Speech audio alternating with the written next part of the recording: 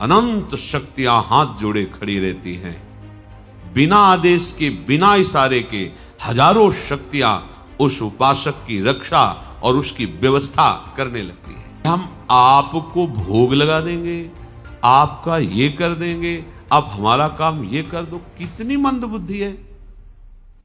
ऐसे सर्व समर्थ स्वामी से काम करवाना चाहते हो। ऐसे प्रभु को तुम्हें कहना पड़ेगा कि हमारी ये व्यवस्था कर दो। क्या समझे हो तुम प्रभु को? तत्काल समस्त समस्याओं से निपटने का एक उपाय है,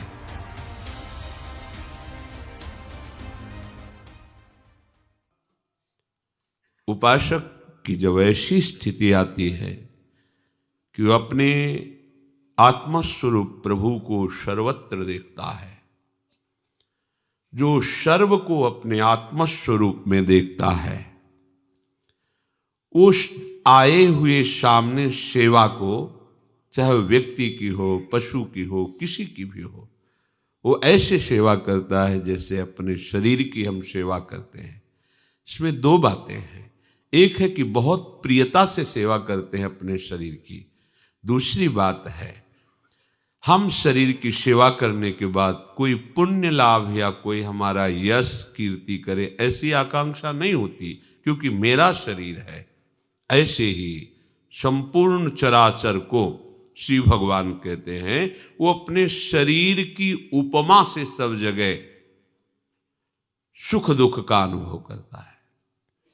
सब सुखी हैं, सब आनंदित हैं, ऐसा उसका भाव रहता है। आनंदित रहें, सुखी रहें। पर यह भाव तभी रह सकता है जब आप सीमा से हटे। आपने अपनेपन को कुछ सीमा में जोड़ रखा है, अपने शरीर की सीमा में, अपने शरीर के संबंधियों की सीमा में। बस किसी को भी दुख हो, हमें सुख होना चाहिए, और सब चाहे जितने भूखे प्यासे कष्ट सहे, बस जो हमारे सगे स्नेही संबंधी हैं इनको सब सुख प्राप्त हो। बस ये मोह ग्रसित सीमा का जब तक आप नाश नहीं करेंगे, तब तक सार्वभौम श्री भगवान की सच्ची उपासना नहीं होगी। विश्वंभर भगवान सब रूप, वास्तविक सत्य, वही सब रूपों में खेल रहे। वो आपका अशुभ नाश करने के लिए सेवा का अवसर देते हैं। पशु पक्षी व्यक्ति आदि के रूप में हमारे सामने ऐसी परिस्थिति आती है कि हमें सेवा करनी चाहिए, तो हमें उस समय उस सेवा का उल्लंघन नहीं करना चाहिए। प्राप्त सेवा को भगवत कृपा मान करके, वो भगवत प्रसन्नता के लिए, चाहे वो कोई भी हो, कोई भी पशु पक्षी हो, मनुष्य हो, कोई सेवा के समय ये नहीं देखा जाता कि ये कौन है।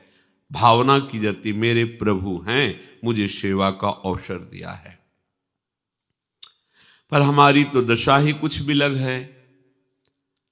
हम प्रभु की भी सेवा करते हैं तो सौदेबाजी के साथ, बिना सौदे के प्रभु की भी सेवा नहीं करते।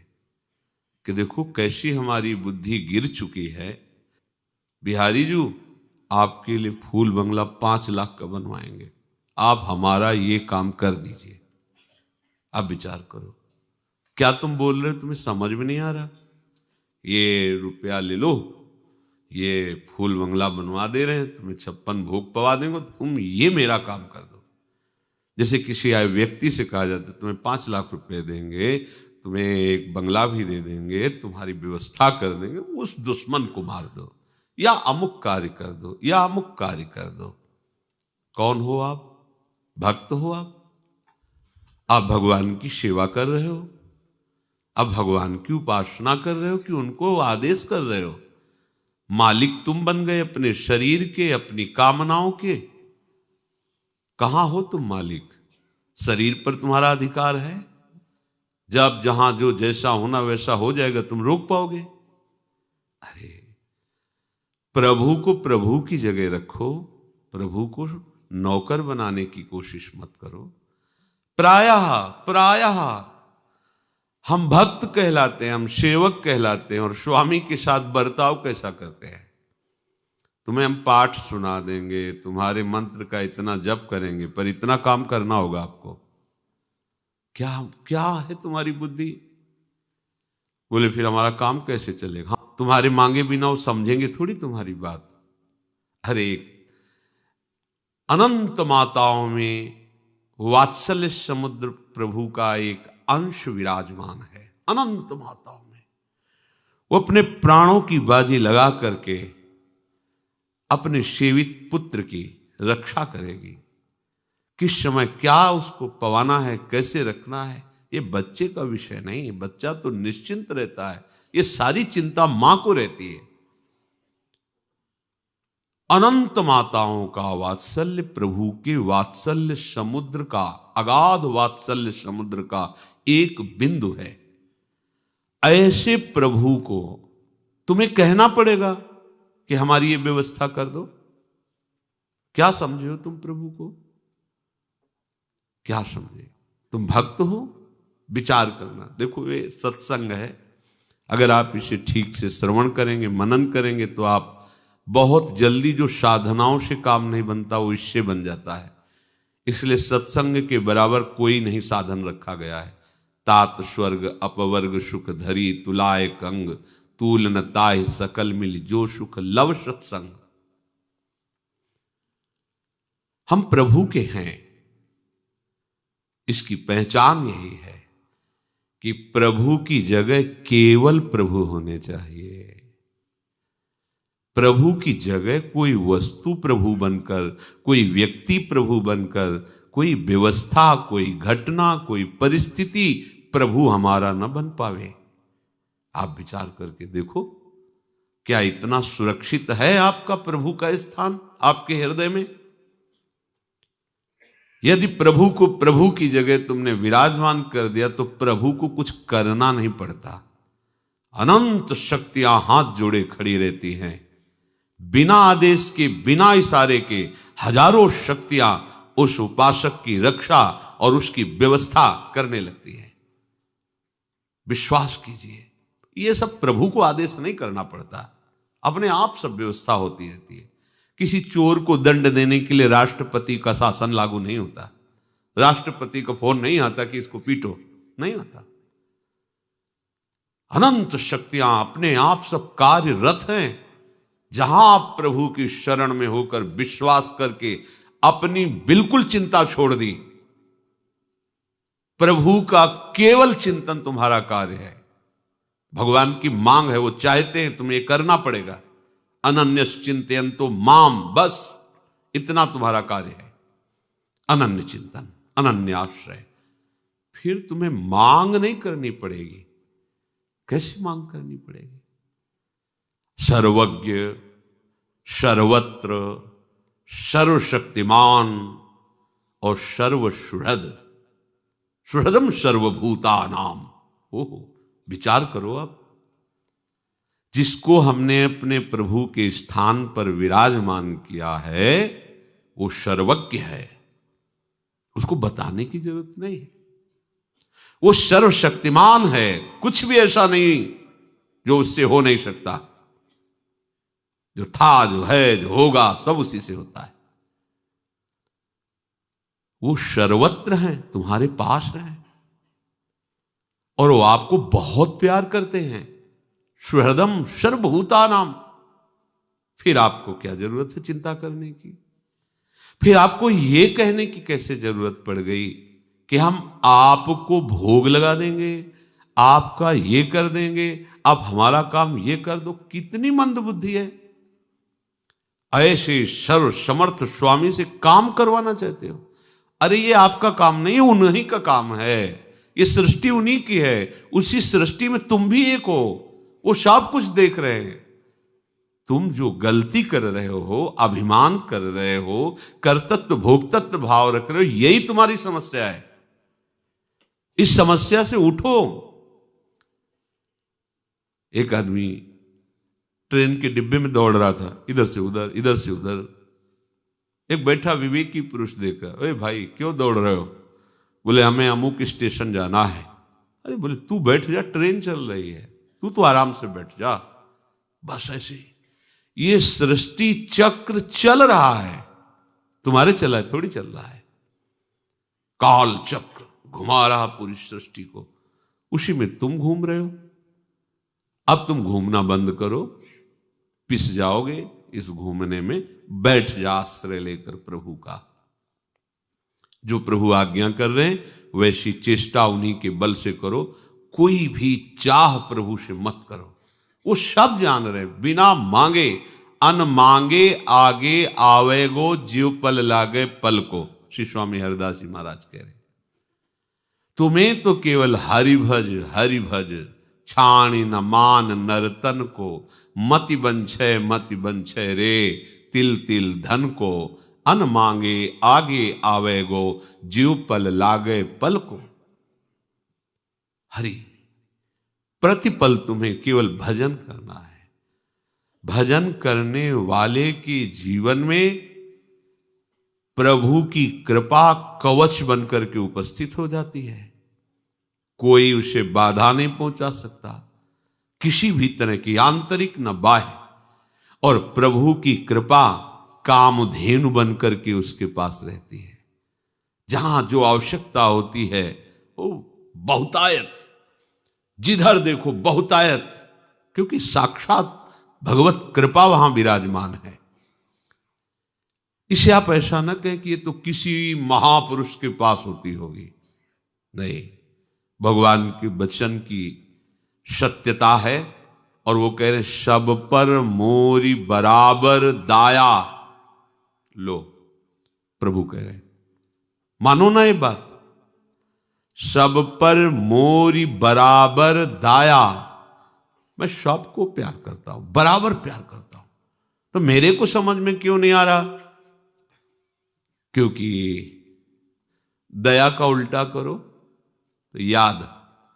तुम प्रभु को अपनी याद में नहीं बसाए, संसार को बसाए हो, इसलिए उनकी दया को तुम नहीं समझ पा रहे हो। तुम याद में हो तो उनकी दया का प्रतिपल तुम्हें अनुभव होगा। उपासक, ये श्लोक बड़ा महामहिम है जो भगवान कह रहे हैं। जब तक ये बात नहीं आती तब तक उपासना रंग नहीं लाती। चराचर जगत मेरे भगवान का स्वरूप है। जैसे हम अपने शरीर के सुख दुख का अनुभव करते हैं, ऐसे सामने आए हुए जो भी व्यक्ति, पशु पक्षी, कोई भी, किसी को भी कष्ट है तो हम अगर कर सकते हैं, हमारे में है, तो हम उसकी उस दुख दूर करने की चेष्टा करेंगे, उसको सुख पहुंचाने की भावना में रहेंगे। पर ये तभी हो सकता है जब हम प्रभु को लेके चलेंगे, अन्यथा नहीं कर सकते। मया तुभ्यम समर्पये, ये मेरे द्वारा आपको समर्पित है। प्रभु भ्रम हो गया था कि मैं मालिक हूं। मालिक नहीं प्रभु, मैं आपका सेवक हूं, केवल आपका। जैसे घर में एक प्रबंधक रहता है, ऐसे आपको रहना है। नाथ सकल संपदा तुम्हारी, मैं सेवक समेत सुत नारी। जो कुछ है ये सब आपकी सेवा की सौंध है। नाथ, मैं आपका सेवक हूं। प्रबंधक, सेवक, मुनीम ईमानदारी से सेवा करता है मालिक की आज्ञा के अनुसार। वो मालिक नहीं बन बैठता। अपनी गलती को मिटाइए, अभी परमानंद की वृत्ति उदय हो जाएगी उनकी कृपा से। ये आप ऐचाता नहीं, ये मन की चंचलताएं, मन की विवशताएं बहुत विचित्र हैं, नहीं सह पाओगे। सीधे समर्पित करो, उनके हाथ में डोर पकड़ा दो। वो इतने बलवान हैं कि ऐसी लगाम खींचेंगे, सही मार्ग पर घोड़े चलने लगेंगे। बहुत कृपालु हैं, बहुत, कैसे बताएं। वो सच्ची कहते हैं, जो पढ़ा था शास्त्रों में, संतों के जीवन में, वो परम सत्य है, ये वो अनुभव करा देते हैं। परम सत्य, वो कैसे कृपालु हैं, आगे चलकर आपको पता चलेगा, केवल रोते रहोगे। उनकी कृपा को रोते हो इतना प्यार करते हैं प्रभु। अभी लगता है वो दिखाई तो देते नहीं, कहाँ प्यार, कैसा प्यार। वही वो हैं, दूसरा नहीं है। वो अनुभव में आ जाएगा। बहुत सी परेशानियां जो आप बोझा ढो रहे हैं, वो इस गलती के कारण कि आप मालिक बन गए हैं। तत्काल समस्त समस्याओं से निपटने का एक उपाय है, आप अपने को मालिक मत मानिए। जो भी है प्रभु को मालिक हैं, वो मालिक बस हैं को मानना है आपको। सच्ची मानना समस्त समस्याओं से सुलझने का एकमात्र उपाय। प्रभु को अपना वास्तविक मान लो और उनकी जगह पर किसी को मत बैठा लो। फिर हम आपसे वही प्रार्थना करते, सोचो आप प्रभु की जगह क्या प्रभु के लिए सुरक्षित रखे हो? नहीं। चंद रुपयों के लिए, चंद भोग सामग्री के लिए, चंद सम्मान के लिए हम अपने प्रभु को भूल जाते हैं। सम्मान को प्रभु मान लेते हैं, भोग को प्रभु मान लेते हैं, धन को प्रभु मान लेते हैं। थोड़ा सा कोई प्रगट में सहयोग कर दे, उसको हम प्रभु से ज्यादा मान लेते हैं। प्रभु के लिए केवल प्रभु, बस। प्रभु माने तो स्वामी, स्वामी के स्थान पर केवल प्रियालाल, दूसरा नहीं। हमारी स्थिति अभी नहीं बन पा रही। पकड़ो सत्संग में इस बात को, प्रभु के समान कोई नहीं हो सकता, तो उनसे बढ़कर कौन हो सकता है? हम कैसे सेवक हैं, प्रभु को छोड़ देते हैं, विषय को स्वीकार कर लेते हैं। भूल गए प्रभु को तो बढ़कर हुआ ना विषय, भूल गए प्रभु को तो बढ़कर हुआ ना धन, भूल गए प्रभु को तो बढ़कर हुआ ना अभिमान सम्मान। सिर्फ आपको संभालने का कार्य दिया गया है, आपके स्वामी प्रभु ही हैं, ये स्वीकार करना है। ईमानदारी तुम्हारी यही रहेगी कि सब सामग्री सेवा की है और तुम सेवक हो। जिस समय तुम्हारा कहीं भी अपनापन नहीं रहेगा, मालिकपन नहीं रहेगा, उस समय तुम्हें कृपा का अनुभव होना शुरू हो जाएगा। कैसे प्रभु दुलार कर रहे हैं, कैसे संभाल रहे हैं। अभी बेईमानी है इसलिए ठीक समझ में नहीं आ रहा। तुम्हारे पास कुछ तुम्हारा ना बचे तुम्हारे हृदय में, इसका भाव समझिएगा। तुम्हारे पास कुछ तुम्हारा ना बचे तुम्हारे हृदय में। हृदय में जब खोजो तो तुमको लेकर के और तुम्हारे को लेकर कुछ नहीं बचना चाहिए। ये तो सब प्रियाजू का है, मेरा क्या, मेरी तो सिर्फ प्रियाजू है। अब आपकी जो आनंदमयी वृत्ति उठे, इसीलिए आनंदमयी वृत्ति नहीं उठ रही सब भगवत कार्य करते हुए भी, देख लो आप, क्योंकि आप भगवत कार्य करने वाले हैं, आपके पास सब है।